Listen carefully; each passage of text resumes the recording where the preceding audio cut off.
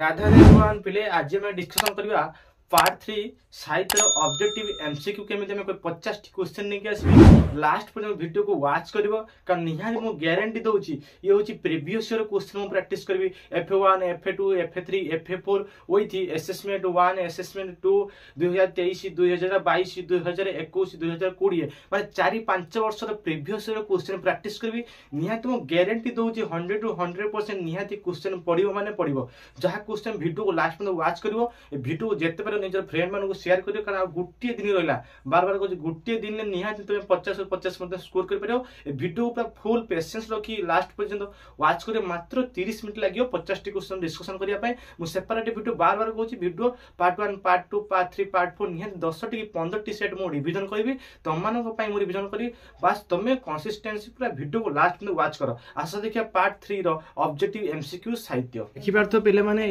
30 T set लिखाई model question answer जोटा कि एमसीक्यू आम सेट 1 सेट प्रैक्टिस करवा मुझे चेष्टा करी मैक्सिमम 10टा सेट तुम मान प्रैक्टिस कर निहाती तुम परीक्षा पड़ो प्रथम देख सेट 1 अच्छी पार्ट 1 ऑब्जेक्टिव जो 4 मार्क 50 मार्क और टाइम हूँ 1 घंटा तुमको टाइम मिल केमी कर ट्रिक करी वीडियो लास्ट में वाच कर जो मैंने उत्तर जानी कमेंट मध्यम उत्तर लिख निजर उत्तर मंतव्य दब जहाँ भी किसी मोर भूल हम तुम करेक्ट कर तुम लिख प्रथम क्वेश्चन देखिए डेरी नक क्वेश्चन को देखिए बार बार कहूँ पेशेंस रख मात्र 20 मिनट कि 25 मिनट लगे प्रथम क्वेश्चन देखिपार पे लिखी लक्ष्मीकांत जीवन संगीत कविता गुच्छ केहू महान कवि कृति हर्ष तुलनीय देख जीवन ना नंद कुसुमांजलि ना बंकिम चंद्र वंदे मातरम ना रवींद्रनाथ गीतांजलि ना भीम भूई स्तुति चिंतामणि आंसर कौन हम पे ना रवींद्रनाथ गीतांजलि उत्तर कही कही चलो ये कौन रवींद्रनाथ गीतांजलि तापर देख 2 नंबर कौन अच्छी ना कांत कवि क्यों पत्रिकार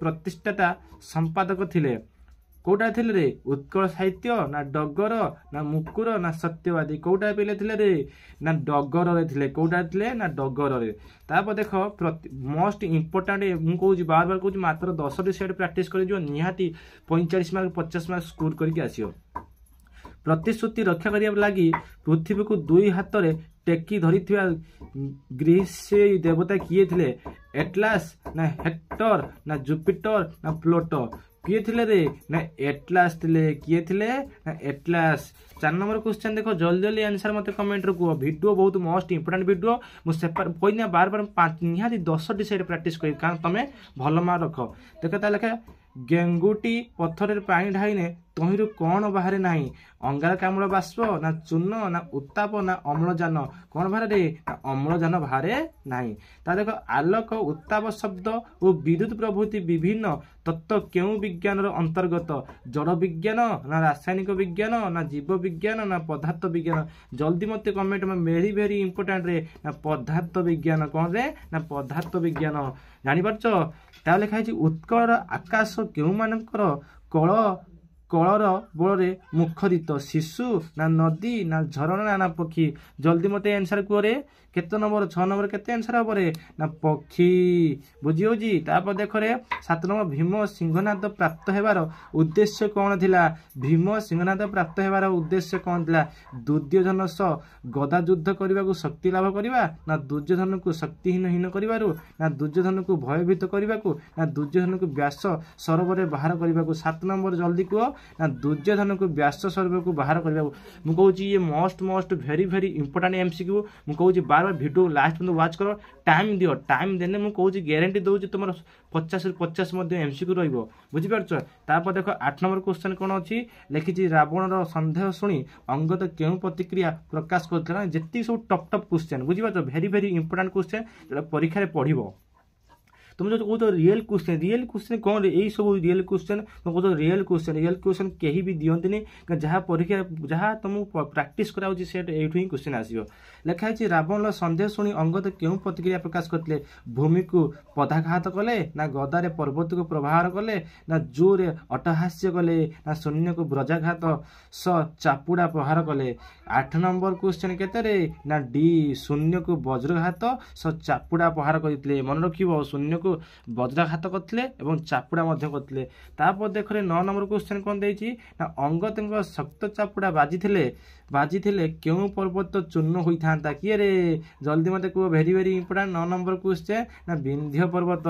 ଅପସନ୍ ପଡ଼ିବନି, ଖାଲି ବିନ୍ଧ୍ୟ ପର୍ବତ ହିଁ ମନେ ରଖିବା ଦରକାର। ତାପରେ ଦେଖ 10 ନମ୍ବର କ୍ୱେଶ୍ଚନ କ'ଣ ଅଛି ରେ? 10 ନମ୍ବର କ୍ୱେଶ୍ଚନ देखा 10 नंबर क्वेश्चन कौन लिखा है ना चिलिकार सायंतन दृश्य कवितार क्यों प्रसंग वर्णित?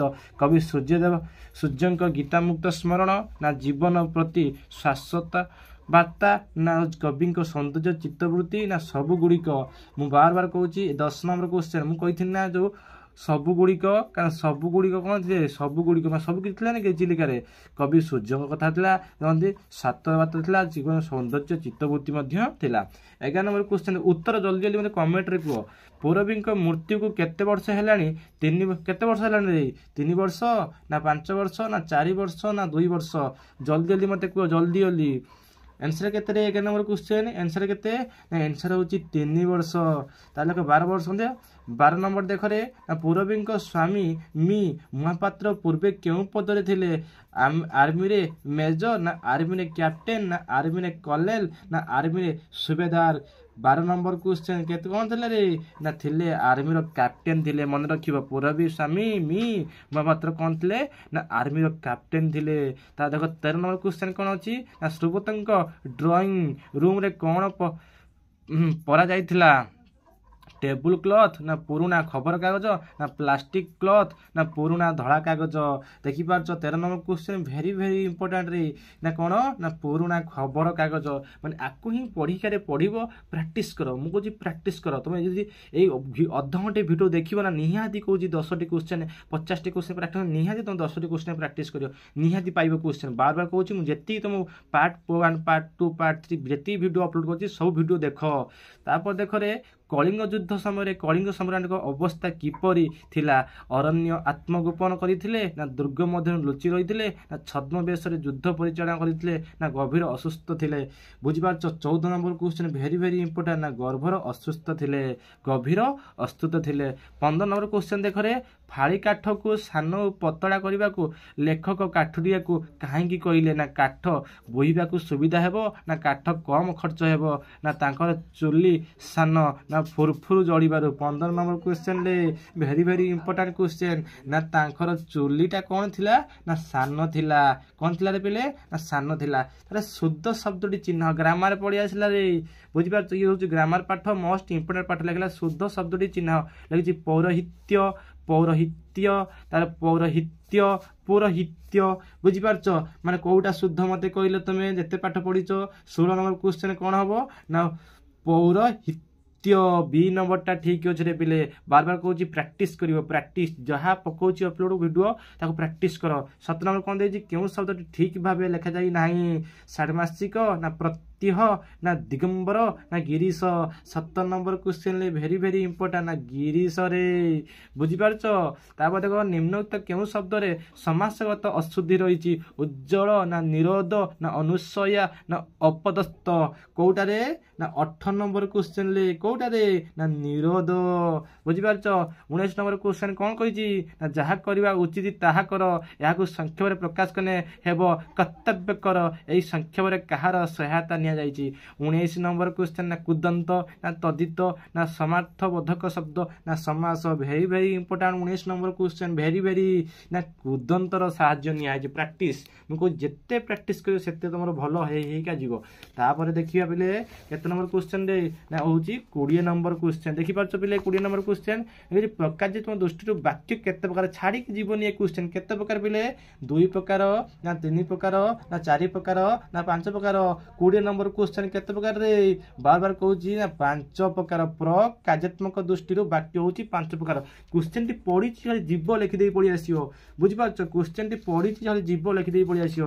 तार 21 नंबर देखो अनुरोध बा आदेश भाव प्रकाश करुवा वाक्य को केउ वाक्य कहा जाए? विस्मय सूचक वाक्य ना आदेश? अनुरोध आदेश सूचक वाक्य जी हेने कहीदेव पिले से आदेश अनुरोध सूचक वाक्य कहा जाए। 21 नंबर क्वेश्चन भेरी भेरी इंपोर्टेंट रे शिखिबो। मु कहूँ तुम शिखिबो पारिबो तुम 50 ରୁ 50 ରଖିପାରିବ। ତା ଦେଖ 22 ନମ୍ବର क्वेश्चन कौन कही ना दरकार समय जे साहाय्य करे ताकू उपकृत बंधु कहुए। यह केउं प्रकार वाक्य ना लिखिছে सरल वाक्य ना जटिल वाक्य ना मिश्र वाक्य ना यौगिक वाक्य।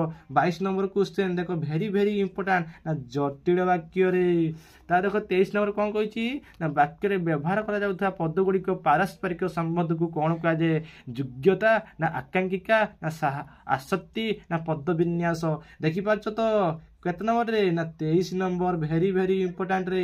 23 नंबर कौन ना योग्यता रे योग्यता। तापर देखो 24 नंबर भाषमान एठारे दंतेश जो स हैला नाही काहेकि देखो देखिबा ना ए परे स थिबारु ना ई परे दंतेश थिबारु ना आ परे दंतेश थिबारु ना अ परे दंतेश थिबारु कहिलो पिले कोउटा ठीक हेबो 24 नंबर ना सीटा आ परे स थिबारु सेही दुसरु स कहला भाषमान एठारे स हैला नाही काहेकि बुझियो छ। तारे 25 नंबर क्वेश्चन देखो मु कहू पेशेंस रखो वीडियो को लास्ट पर्यंत वाच करो।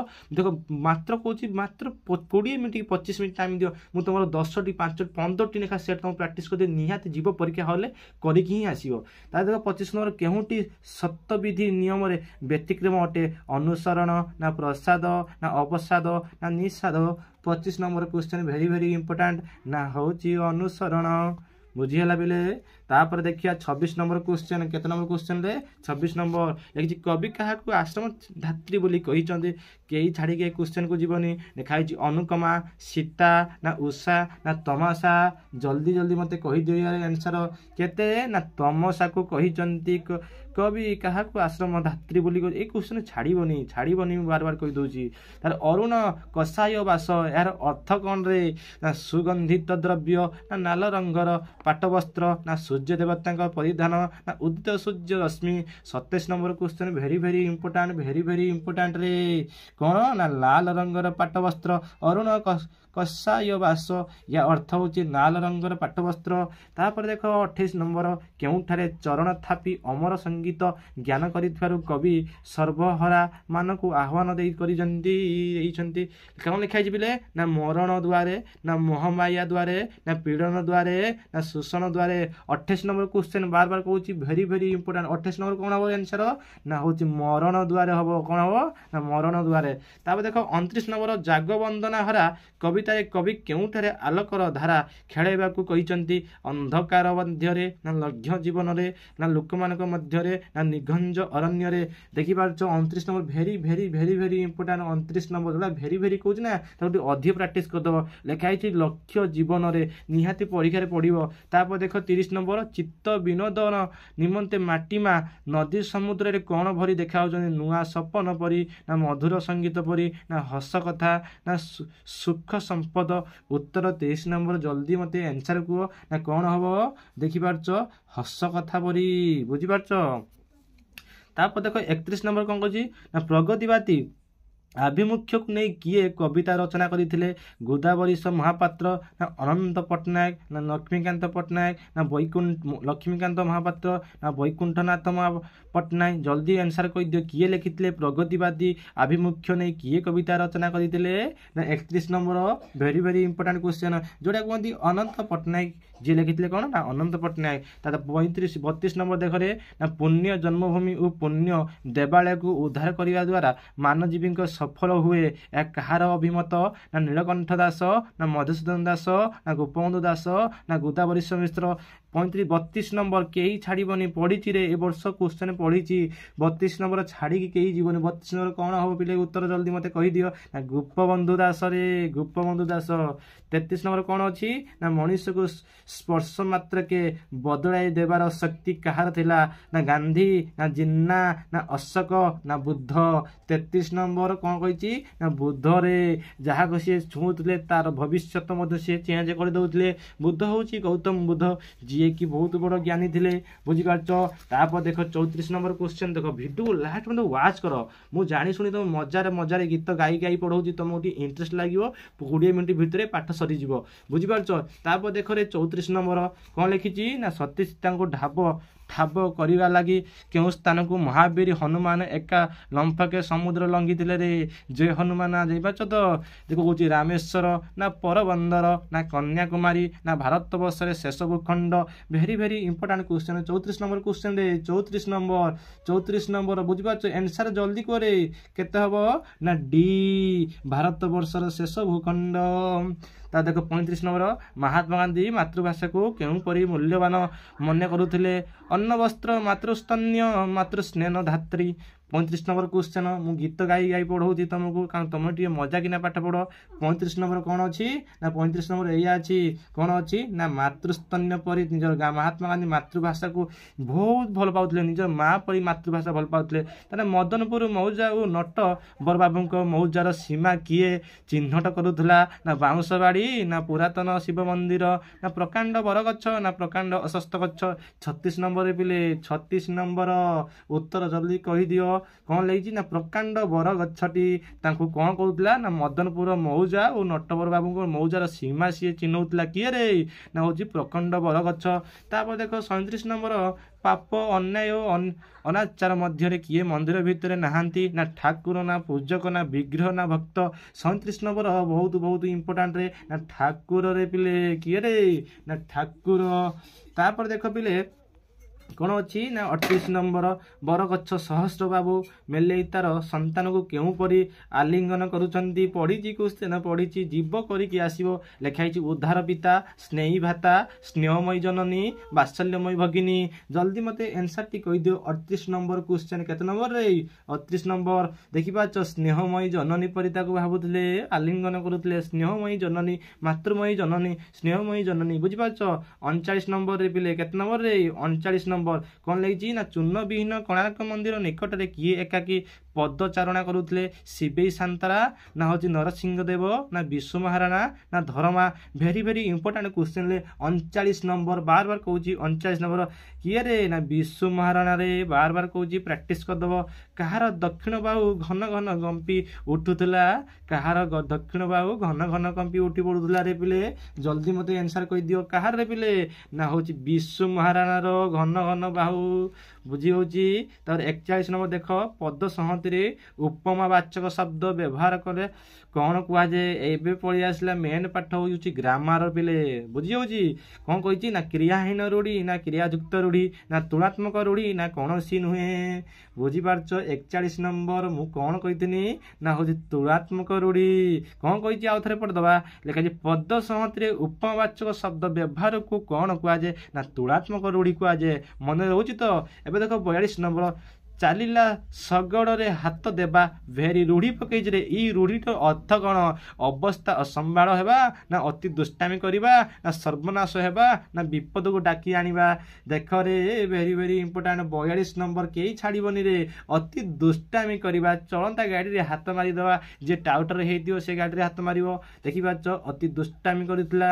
ତା ଦେଖ 43 ତୀରକୁ ତାଳ କରିବା ରୂଢ଼ିଟି କେଉଁ ଅର୍ଥରେ ପ୍ରଚଳିତ? ତୀରକୁ ତାଳ କରିବା, ଛୋଟ କଥାକୁ ବଡ଼ କରିବା ନା ଅଛୁରା ଦୋଷ ଦେଖାଇବା ନା ବୃଥ ପରିଶ୍ରମ କରିବା ନା ଅନ୍ୟକୁ ଠକିବା। 43 ନମ୍ବର ଏ ଗ୍ରାମାରକୁ କେହି ଛାଡ଼ିବନି ରେ।